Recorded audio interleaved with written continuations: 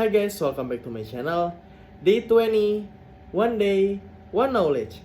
Gak terasa ya, udah di hari ke-20 kita ngonten One Day, One Knowledge.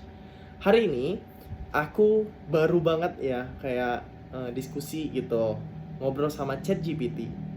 Kayaknya hari ini aku harus kasih konten apa ya, kayak gitu. Nah, kata ChatGPT, coba deh kamu kasih konten yang tentang quote kayak gini. Aku kasih kamu satu quote katanya tentang komunikasi kayak gitu. Kan biasanya kita beberapa hari kebelakang kita ngebahas tentang komunikasi terus ya, tentang public speaking, komunikasi kayak gitu. Nah, ada hal menarik yang aku dapat dari ChatGPT. Kata-katanya itu kayak gini. Katanya, setiap kata-kata yang pada setiap harinya itu kita ucapkan, itu akan bisa merubah cara pandang orang terhadap diri kita. Maksudnya apa? Nah, maksudnya itu kayak gini, teman-teman. Setiap kata-kata yang kita omongin setiap harinya sama teman kita, sama orang baru atau orang-orang terdekat kita, ya, itu akan menjadi cara pandang orang terhadap diri kita.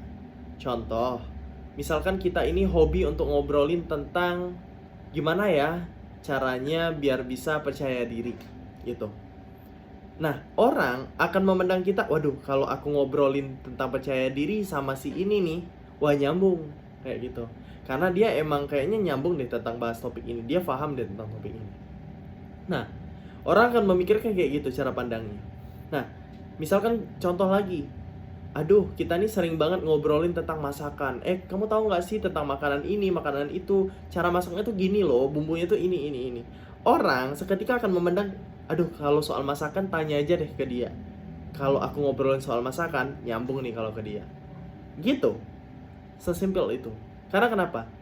Itu berawal dari kata-kata yang setiap hari atau setiap kita ketemu sama dia, ya, itu yang kita bahas. Kayak gitu. Dan kita dianggap nyaman kalau bahas itu dan nyambung ngebahas itu.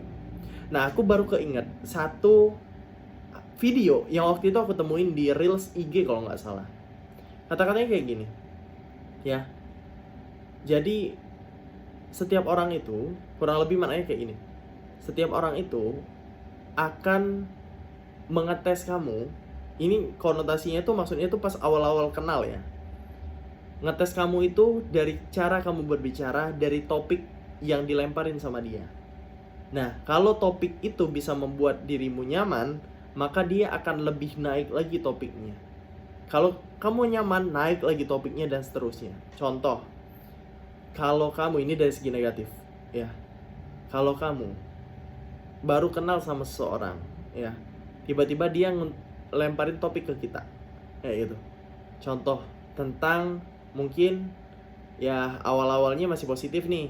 Misalkan kamu pulangnya di mana? Kamu temannya ini ya, terus nyambung dan nyambung.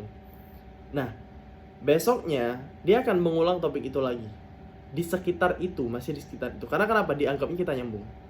Nah, tiba-tiba dia mungkin orangnya ini sebenarnya toksik kayak gitu. Dia coba dong, siapa tahu ketoksikan dia ini bisa kita toleransi, ya kan? Dia pasti akan ngelemparin kayak misalkan dia ini suka ngomongin orang kayak gitu. Nah, atau suka ngejudge orang kayak gitu. Nah, dia hari selanjutnya dia coba ngetes kita untuk kamu tahu nggak sih si ini itu? Kamu kenal nggak sama si ini? Wah, dia tuh kayak gini. Nah, kalau misalnya kita approve, ya, kalau kita nyaman dengan topik itu, kita nyambung dengan topik itu, dia akan menilai kita, waduh, ini orang nyambung. Kalau mau diajakin ngomongin orang, ngegibahin orang, ini orang nyambung. Besok harinya, dia akan lebih barbar dari itu. Kamu tahu nggak sih, si itu tuh ya, dia akan ngehina fisiknya, dia akan ngehina ininya, dia akan menghina privasinya. Besoknya lagi akan lebih parah lagi, lebih barbar lagi. Entah itu dihujatnya. Dan titik terakhirnya, dia akan ngehina diri kita. Dengan konteks, bercanda. Faktornya apa? Karena dari awal kita sudah approve dengan ketoksikan itu. Jadi cara pandang dia, waduh, ini orang ya bisa aja aku bercandain walaupun tentang hal-hal privasi, hal-hal sensitif kayak fisik, kepribadian kita, image kita, privasi kita, dan yang lain-lain. Karena kenapa? Ya kita dianggapnya nyambung, ya kan? Nah makanya dari hal-hal yang kayak gini, please teman-teman semua, kalau mungkin sebelum-sebelumnya ya kita itu ya termasuk golongan yang kayak tadi, kita tiba-tiba terlanjur sudah, apa yang harus bisa kita lakuin? Kalau dia berusaha lemparin topik itu ke kita, start dari sekarang, coba deh kasih respon yang seolah kita tuh nggak nyaman. Misal dia ngebahas, kamu tahu nggak sih kayak gini, udahlah nggak usah bahas itu, kayaknya masih banyak yang harus kita bahas deh, kita cari topik lain aja deh, kurang enak kalau bahas itu. Apalagi sekarang nih, udah bulan puasa nggak enak bahasa kayak gitu.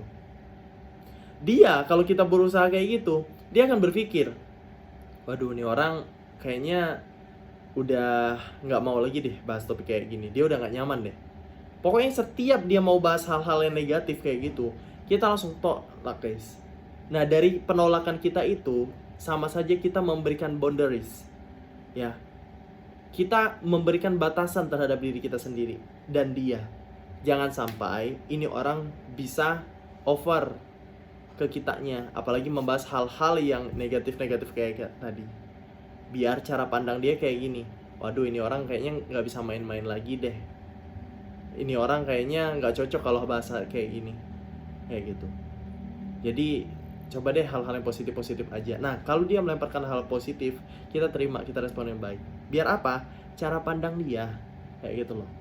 Nah makanya dari segi obrolan kita setiap hari, dari pola kita berkomunikasi setiap hari, itu bisa menentukan bagaimana orang memandang kita, ya.